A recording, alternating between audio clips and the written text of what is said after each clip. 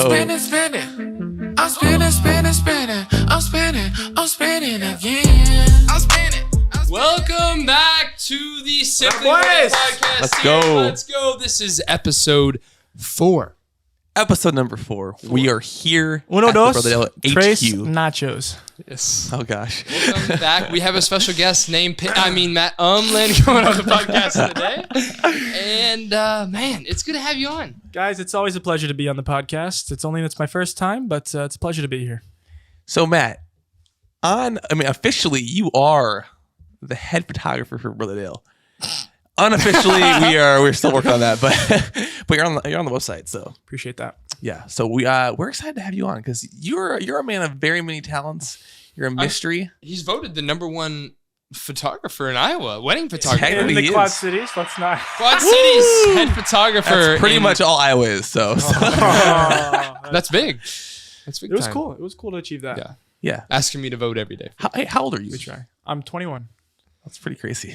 So Dang, I'm the old one here. we're just going to cut to the chase. The title of this podcast is going to be What Happened When You Were 19. Oh my gosh. But it's okay. Not the other story, the other one. Let's let Hunter preface this story. Okay, let's preface this story where this is not bragging. This is nothing like that. This is not putting out there for him to get anything. He's literally not coming here to sell anybody anything unless you're a bride looking for a wedding. But we're prefacing this because we want people to have value. So anybody who's wanting to start something new, who's young and doesn't know what to do, they literally can go from, Matt literally went from, we were friends. He went from the bottom. I taught him, that's a whole rabbit hole. That's like 5 years ago. We'll get into that. But he went from delivering, pizzas? He was driving Unfortunately, pizza yeah, cars we started- to a full-time wedding photographer. But at 19, he accomplished a major goal. What was that? Just say it. It's weird to say this, but I made $100,000 when I was 19 from being a full-time wedding photographer. Some call that 6 figures. He was a 6-figure wedding photographer when he was 19 years old. And the reason we want to preface this is because not here to be cocky, not here to do anything, but to be educational and go over some steps and tips of how people can simply win to achieve that. Because I feel like that's like a threshold in at least America where it's like once you make 6 figures, it's like one of those things where at least you're out of where you were and you're making a lot better living or finances than where you were maybe originally, like delivering pizzas. And obviously Marcus and I talked, that's not like enough money to like really, really grow a company, but that's enough for yourself as a freelancer to really make some traction. 100%. We want to go over that and like obviously all the positives and also the negatives of making that much money at 19 and like financial decisions that you wouldn't make. There's both. I mean, I'll tell you like, that much. Like once you grow, when you grow, you get more mature with your money and you understand more things. But when you're 19, like it's a lot harder because you have things that take your attention, and you know we'll go over that because a lot of people do struggle with that, and we all struggle with it at some point. But making that much money at 19, for a regular person, like obviously these celebrities are making millions and millions of dollars at young ages, TikTokers or whatever. Yeah, but it's not like but this is like a huge. That's a huge thing to do at 19. So I want to jump into this. Let's do it. Dang. Take us back to 19. What was when? No, before that. 419. What Okay. were you doing? Okay. Yeah. Let's take a little walk through memory lane. Okay, so I was a sophomore in high school, and this is when I was just getting into photography. This is like, first off, let me tell you guys this. I hated school, so school was never really my focus, and I knew at the time that whatever I'd found myself doing, it was not going to be something that was like a doctor or something that required like a bunch of years of school because I already knew I'd hated it. So I got a camera when I was a sophomore in high school. My parents got me it for Christmas, I can remember, and basically every day after school, I would take this camera and I would go downtown Davenport, and I would just go and shoot until sunset. Literally every single day, I was shooting pictures of buildings, pictures of bridges, just everything I could shoot. You love the sunsets. The sunset. And he had this fiery feed of sunsets. It was all dope. sunsets, And I was jealous because I could never get that where it was. And I tried so hard to just learn everything I could about the camera, because if you don't do that and you kind of set yourself up to like learn the manual settings, you're never going to know how to take that next step. And so pretty much senior year of high school, this was really when school was like not my priority. I was pretty big into photography. People knew me as the photographer. I shot everyone's senior photos. I was doing like 50 to 100 senior photos a year. Things are really great, but after I graduated, I was like, shoot, what do I do now?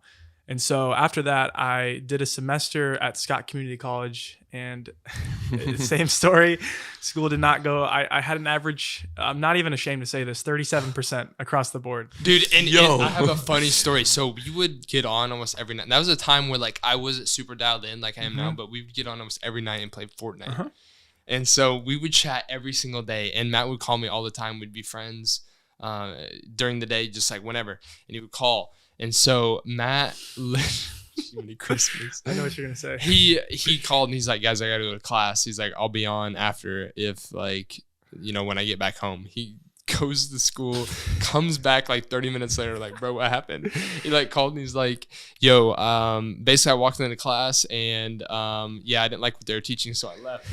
And so if he would go to class, see what they were teaching, and then just not like it, and eventually just like didn't do his homework or anything and dropped out. But that's because you didn't love it. Like you immediately knew that's not what you wanted to do. And honestly, that I'm glad you did that then than wasting all the time and money to just keep going for no reason. And I'll preface that by saying I had a love for the teachers I had in terms of like what they were teaching. I had a lot of respect for what they were doing.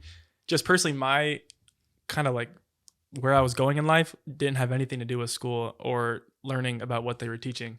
Cool what they were doing, but I was trying to do my own thing. And so I would leave after class, and then pretty much after that summer after I left high school is when things really started to take a turn. This is when my business actually started to see some sort of process, because I was working at Texas Roadhouse part-time. I was a pizza driver. I was a movie theater employee. I did a lot of different jobs that I hated, but I was trying to make money to make my career a thing. And so I was at Roadhouse, and I remember the day that my business was starting to make enough money to where it was making more than what I was at Roadhouse. And that was when I was like, yo, I know I can do this. And so I shot my first wedding. I think it was summer of 2018. And then after that, things took off with the power of social media and how that can help you grow. I posted my wedding photos. And then from there, people in the Quad Cities just started eating it up and were like, dude, we want you for our wedding. Next summer, I think I shot maybe 5 or 10 weddings. The summer after that, it was 2020. I shot 15, and then last year I shot 23. And so we've gone up ever since then. And I know that was a lot of information in like 2 years, but things just grew with the power of social media, working hard, staying dedicated. I didn't really talk to anyone from high school. I just kind of did my own thing. And it's crazy because now we're in Nashville, Tennessee. I moved from Iowa with my friend Perry.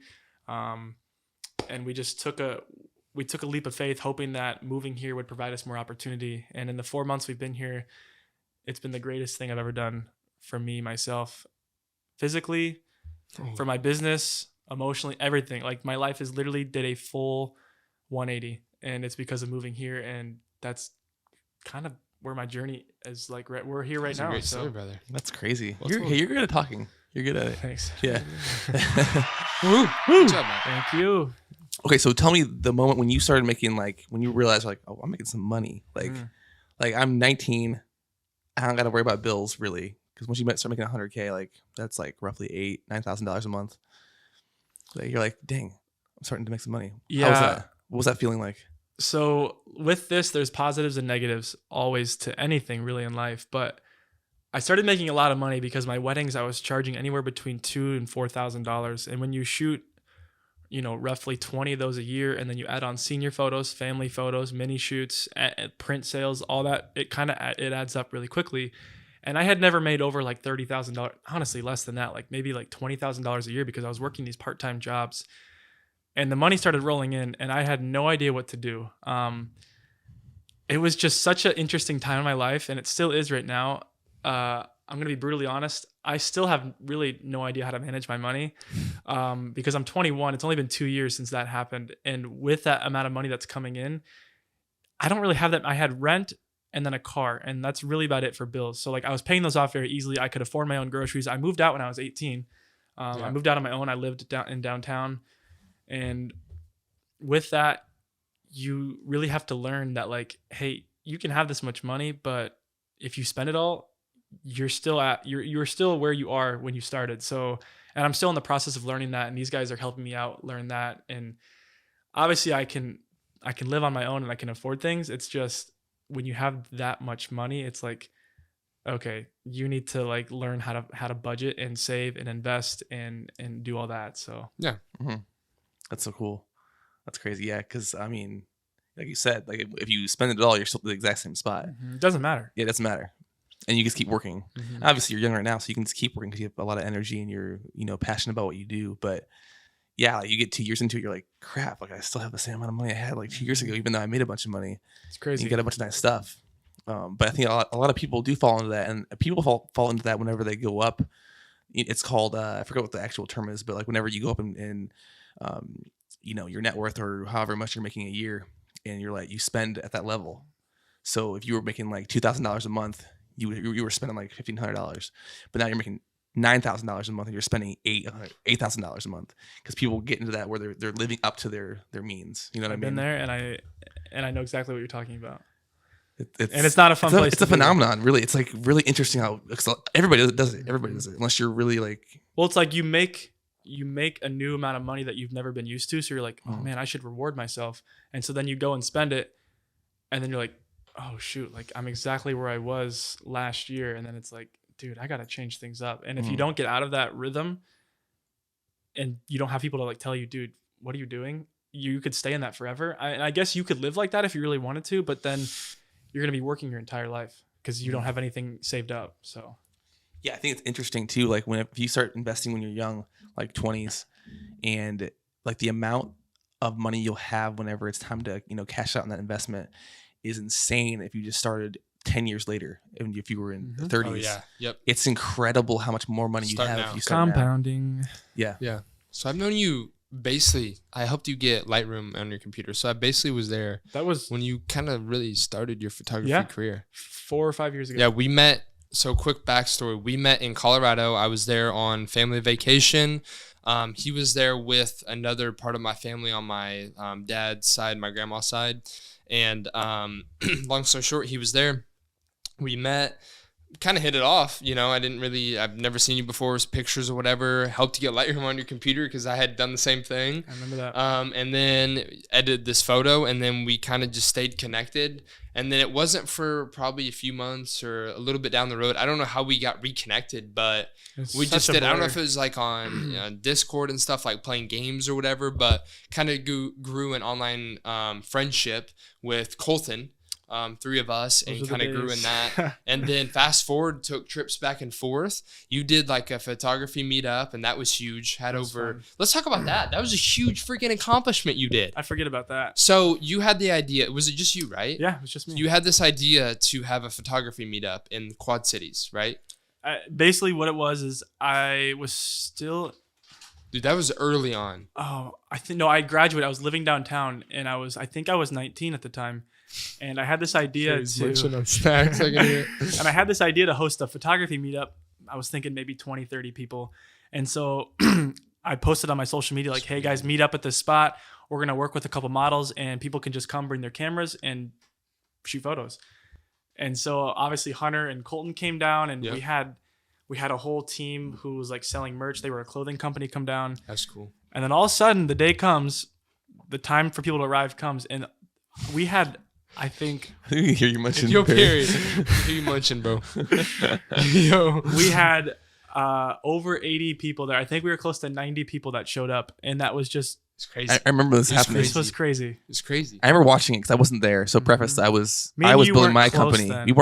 We followed each other on Instagram, yeah. but we weren't close. Yeah, me and Hunter were close, but I saw you guys forget about doing that thing. That's awesome. That's when you hurt your knee, right? When you're doing that backflip. That was in Chicago. Yeah. That was when I hurt my foot in Chicago. Yeah. Okay. But anyways, that was huge. And then moving forward, we became friends. But I want to go over like you invested a lot into your business. Like I was kind of blown away because I was still learning a lot of things. But he was like, dude, I just bought this like course that teaches you this. And then he started implementing this, and he bought something to help him with his honey books and all his templates, like for streamlining all the weddings. Basically set it up where you get inquiry, automatically sends all the pricing in a message, and he like alters it so it's personal, right? And then boom, they get it. And then you have this workflow, and it makes sure you do it. It makes sure that you go through the process. And I was just kind of like blown away at like how you set that all up. And so you invested in your company. You always got gear when you needed it. You didn't really wait if you had the money, which again kind of goes into spending and budgeting. Like you can't always do that, but you did it to invest and just grow to make more money. I thought that was so cool at the time. Like, just so you know, like I thought that was awesome. And it goes to show like, people think that like courses are scams, whatever, you got to go to school. That's not true. This man bought a course to help him with HoneyBooks or whatever, watch YouTube, and figured it out how to freaking help double his income or something like that. Like he didn't go to school for it, didn't just like dedicate years. You learned it in like a week and implemented it, and it helped you. Yeah, talk about the power of like YouTube and like those separate resources. Because everybody at this table, we've learned everything we know from like YouTube and those type of things. Us three, Perry, none of us learned video editing or anything from going to an actual university, school, high school, class, whatever. It was all from online and self-taught, basically. Yeah. So kind of go over that. So it's actually the video I made my YouTube video on today, because I do YouTube as well. There is so much power that I don't think a lot of people realize. They either are scared to do it, or they don't want to spend the money, or they just don't believe in it. It's the power of investing in yourself. And you could take that multiple ways, whether that be physically or mentally or in your business. It's literally everything. But for what we're talking about now, business-wise, if I never would have spent the time, the money, or the resources to invest in my business back in the day, simply put it, I would not be where I am now. Because like you were saying, back in the day, I would spend money on programs or courses to help me learn more about like how to just make things quicker, because I wanted to be so efficient at what I did that I could do so many weddings. I was like, dude, I want to book 40 weddings a year. Because didn't you do over 30 1 year or no? No, when I was I wanted to. I was close. I did. I think 22. I thought it was 28 or. You were close to 30. Well, I know one year I did like 170 sessions. That's weddings, seniors, and everything. Oh my goodness! But my goal was to be the absolute best in the Quad Cities, and I sort of accomplished that. Yeah. And so, well, you did actually. You voted it. Yeah. So you did accomplish it. And so, with that all being said, if you don't take the time to invest in yourself, you're not going to see results, because, like I said before, like you said, you have to take the time, take the knowledge. You have to go away and you have to kind of put yourself in a hole for a little bit and not speak to anybody and totally just grind for however long you need to. And then once you finally come out of that hole, people are like, dude, where did you learn all this? When did you get this good? It's like, dude, I took the time and the money and so much just in your head. It's like, oh my gosh, is this going to be worth it? Is this going to pay off? But you just have to keep trusting yourself. And if you just believe in yourself and you trust the process, I'll say that again, trust the process, it'll pay off 100%. In front of any great talented person, whatever you see is like super success, and like, but behind that is like worry that it's not going to work out. You know? Isn't that crazy? 19, no college degree. All my friends who I had previously known from high school, basically my entire life, they were all going off to college. So I was basically losing everybody. Not really, also by choice, but I was literally going down a path that most people don't travel. And I was like, if I don't do this, I don't know what I'm going to do. And that's kind of the way I would suggest everyone lives life. But I wanted it so bad, and I still want it so bad, and we're still on that process. But it's led. Huge. We're here now. So yeah, you know what's interesting? I've never gotten a text from you, or you really, like asking me some like trivial question about a camera or about your profession. You know, that's interesting, because think about that. Think about the successful people you know in this field that you don't get a text from them about like asking them about like a certain thing, like a certain simple thing that they can look up on YouTube. Because guess what? The people that are killing the game and getting into this stuff, they look up their stuff on their own. You just kind of make it happen. They find all the answers, because the answers are right there in front of you. You just got to type it in. And yeah, I never got a text like that. Like I get a lot of texts from people, and it's, if you're watching this, you probably are watching this. It's like, you have to look it up yourself and figure it out, because that's the only way you learn in your head, when you type in things and you watch it. You know what I mean? When you ask people, and it's not bad to ask people for stuff, and especially if it's like super complicated or advice and that kind of stuff. But when it comes down to like simple things, I've never gotten a text from somebody who's successful now, back in the day, on simple things like, hey, how does the aperture work or ISO? I've gotten those texts, bro, from people, and they're not successful right now. You know? And I think that also, like, it comes down to like, I'm always down to help people, and I'm always down to educate. It's what I'm trying to do on YouTube right now. But we as creators, we can only answer so many questions to where it's like, dude, just go look it up. Like, if you want to learn about aperture, there's a million videos you could go watch on YouTube. So yeah, I agree. And I never thought about that either. I just got that. Like, I never thought about that. But you're right. A lot of people who are now successful, you don't really hear from them because they're just, they're so hungry. They want to learn it themselves. Yes. And it's not a bad thing to ask. Like, again, it's not bad, but it's like just interesting thinking about that, because it does take a lot of just like making yourself do it, you know, and not like relying on other people, because that turns into a crutch and then you never get to where you want to go. Yeah. So Matt, this podcast is called Simply Winning, right? It. Simply Winning podcast. We've went over how we simply win and kind of go about our day. And as new podcasts come out and if we change anything, we kind of talk about it. What are ways, you know, the people want to know, what are ways that you simply win every day? So to be blatantly honest, I don't win every day. It's just a simple fact of life. I try to win every day. And when those days do happen, it's almost always a workout in the morning with the boys, because that's how we start our mornings. It's our ritual and it's how we begin our days. So we work out, and then it's always followed nutritional wise, just eating healthy, because if you don't eat healthy, you're not going to be your healthiest self. Obviously I eat bad foods just like everyone else, but I normally try to stick to a really good diet.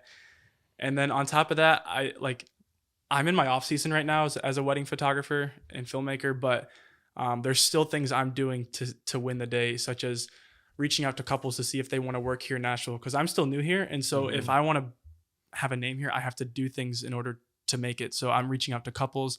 I've booked weddings here in Nashville after being here for 4 months. I'm starting a YouTube channel, which I'm doing today. I just went outside for 4 hours in the cold. It was 30 degrees. I recorded a YouTube video. And it's honestly just trying to be the best version of myself as well, not only in business, but just like making sure I'm still a decent human being. And then just on top of that, going to church every Sunday. That's kind of our other ritual. We work out every day, but on Sundays we go to church, and that kind of, I feel like, grounds us, and it just kind of helps us start our week. And that to me is one of my favorite days of the week, because I feel like I've already won the day the moment I walk out of church. So that's like nutrition, church, work hard, be a good person. You put all those together, you really can't have a bad day unless something bad happens. So That's awesome. Well, and it helps you bounce back faster when bad things happen. You know what I mean? Yeah. because you know that things are going to be good, and you have to have bad days. It's going to happen because you won't appreciate the good days. You have a lot of bad things that happen in a day that bounce back during that day, and good things happen. But I think, with having those set things, it keeps you disciplined. Perry's sleeping. Perry's knocked, bro. Isn't it interesting? So you did 75 hard. You did it. Yep. I'm in the We did process it on of the doing same timeline. We So, did. We started on the same day and we ended on the same day. Yeah. But it's interesting, like doing things that you just don't feel like doing are normally the things you want to, that keep you going and like make you better. You know what I mean? And I think throughout that whole process of you building your company, and even now, like continuing into the future, what are you doing? Keep going. Okay. Continuing in the future, like those type of things, like working out in the morning, getting up early. When it's time to work, you just start working, sending the email you don't want to send. Like all those things compile over and over, like compound, and you just get better and better and better. And then you realize, like in 2 years from now, you're like the number one Nashville photographer for weddings. You know what I mean? Well, It just takes, it's compounding. what were you going to say? What's your goal? Yeah. What's your goal, little boy? I was kind of leading into that a little bit. Oh, man. You guys, I have a lot of goals, but I've said this before and I'll say it again. My biggest goal, honestly, is to continue doing what I love and to be happy, because what I love, it's to create and it's to shoot photos and make videos, but also I can do all that, but if I'm not happy at the same time, That's true. none of this matters. And I've been in periods of my life where I'm just not happy. And usually when I look back on those times, it's when I'm not doing what I love, and it's just, if you don't do what you love, like you have to find a balance between both. You have to do what you love, but also you have to find happiness through other things. So if I can keep both those balanced together, that's my thing. That's kind of where I'm at. What's your goal though? Like, I know I that's forgot a was the great question. thing. That was the That's a question. great thing. Okay. No, that's like a good goal, like whatever. But I want like a goal. Like, come on, I like, got you. best- I got you. So be my voted goal, the best next so my goal right now my goal used to be is just to shoot weddings. Now 2022 is here. My goal is to not only shoot weddings in Nashville, but it's to shoot a lot of elopements, and it's to shoot more video weddings, because I love photos, but I released my first photo or video wedding ever like a week ago, and I've already booked 2 wedding videos off that. And that's amazing. It's so cool. Yeah. Do you think like whenever you book a wedding, that wedding is, you get paid for that wedding, but it's going to book you so many more weddings. So when you book one wedding, you're actually booking like $25,000 worth of other things. It's the best way to look at it. That's how I used to look at it. Yeah. I released that wedding video last week or whatever, and then I just booked a wedding video in Florida, Grayton Beach.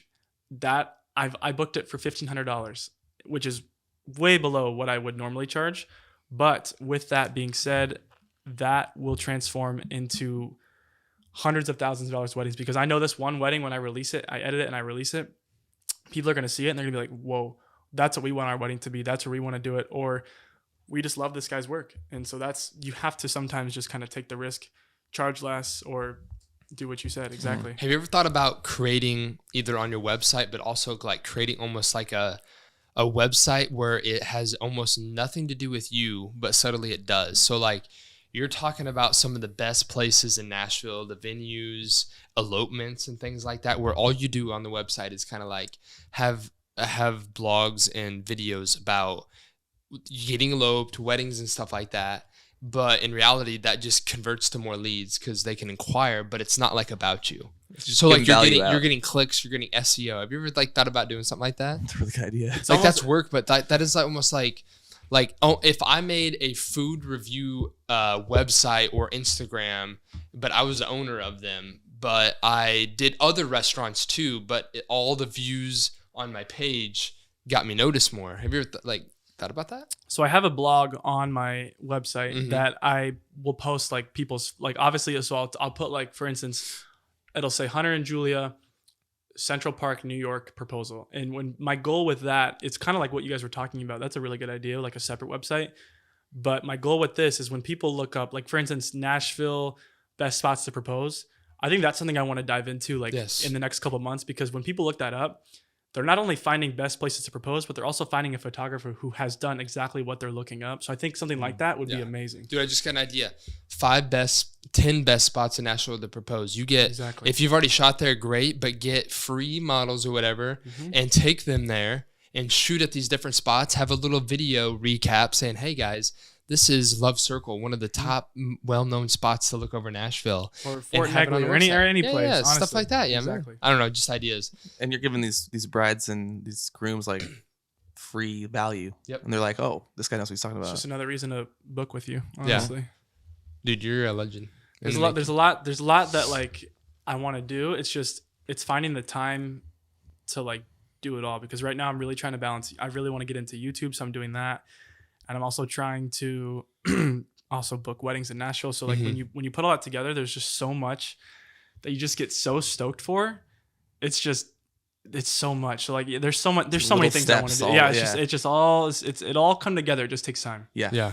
That's the coolest thing. Like whenever I wake up in the morning, I always think that exact same thing. Like there's so many things you can do, but then you got to break it down into small little pieces because you just can't do it all at one time. It's impossible. Real quick, before we're getting a little bit farther in the podcast, talk to like somebody who wants to like, get into weddings. They want to start doing this business. In the very beginning, like what was your mindset building the company before you started making some money? Before all this, like was it like pure passion? Was it driven by like what were you thinking about whenever you were building this? Because this is like a really important thing, because everybody wants like the secret, like how to build this stuff. Where were you at when you were first starting? Like, so I'm really happy you asked that question, and I'm also really happy that I can answer this question without pretty much any thought to it, because it's how I've run my business for years, and it's how I will continue to run my business. Of course, it was based off passion. I don't do this job for the money. I do it because I literally love every second of it. But you have to keep this in mind when you're starting your business. If you are doing this job, being a wedding photographer, filmmaker, creator, anything, commercials like what they do, you have to be a good person, and you have to always go above and beyond. Perry's snoring. Basically, what I mean by that is my biggest thing I've never wanted to lose sight of when growing this business and when just becoming a better wedding photographer every year is I just want to serve my clients to the best of my ability every single year. And that's going above and beyond. That's being a human first. That's creating a relationship as a friend to your couples first. That's just being just being a good person. Because I've worked with wedding photographers that they charge thousands of dollars, but then the day comes around and I've second shot for them, and they're just so rude and they think it's very entitled. Mm-hmm. And so whether you're a videographer, photographer, artist, anything, just be a good person, because I honestly just feel like life will grant you so many more things if you can just be a decent human being. You can be really talented, but if you're not a nice person, it's not going to lead you anywhere. And people will recognize when you actually want to treat them well and you want to go above and beyond. That honestly speaks as a testimonial for yourself, your actions to other people. And that's how I feel like I've had some success in this industry, is because people know that like when they work with me, they're going to get someone who they honestly feel like it's just a friend showing up to their wedding, or they feel like they're hanging out with someone they've known for years. And if you can just connect, and I was never like that at the beginning. That's always been something I've had to learn. I used to be a huge gamer back in the day. I didn't have a social life.